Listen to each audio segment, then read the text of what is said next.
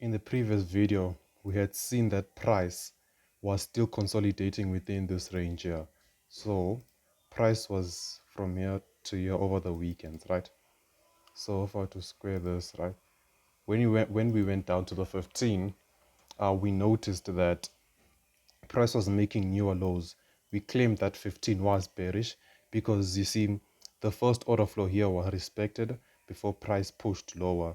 And then what we predicted was if price were to push higher and break above this high, we'd consider buying. But then if I got a confirmation entry here, confirmation entry, we would look for a sell down, right? So when I saw that confirmation, what I did was, you see, by the 30 minute, I had taken this order flow from here, this order flow, all right?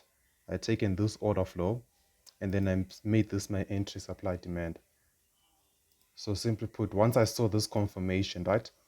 Once I saw this confirmation, I simply put my sell limit from here, and I targeted this low, this 1 hour demand area.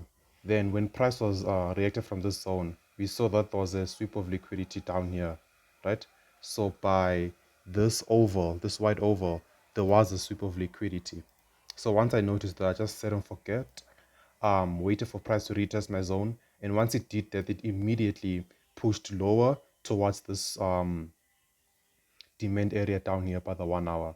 So the trade played out perfectly, and we had a sniper entry, right? Because you see, as price reaches this supply, we immediately pushed down. We never went back up.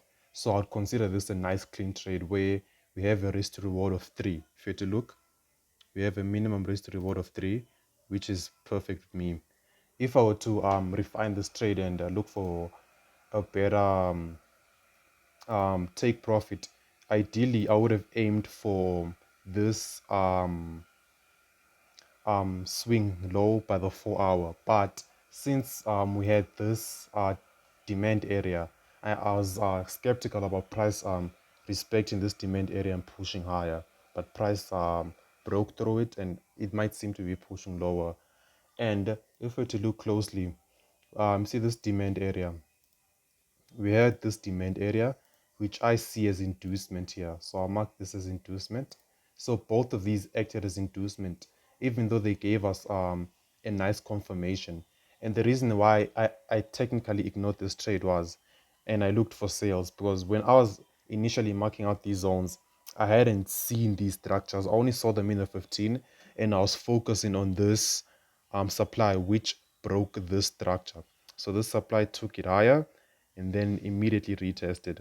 And the reason why I looked for sales is to see this order flow here, but this higher time frame order flow by the 4 hour.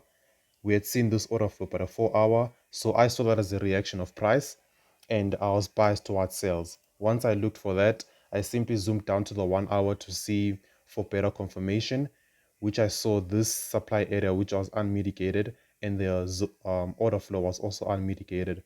So I zoomed down to the 15 minute, and this is where I held my trade. So by the 15 minute, this is where we were looking at price, where we were looking for the retracement of this order flow.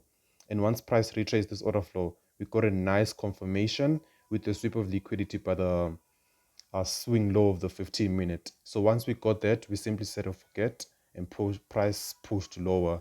And that's how the trade was formed. I've added the before and after of this trade, and I'll also add the meta trade I took for this with screenshots of the profits.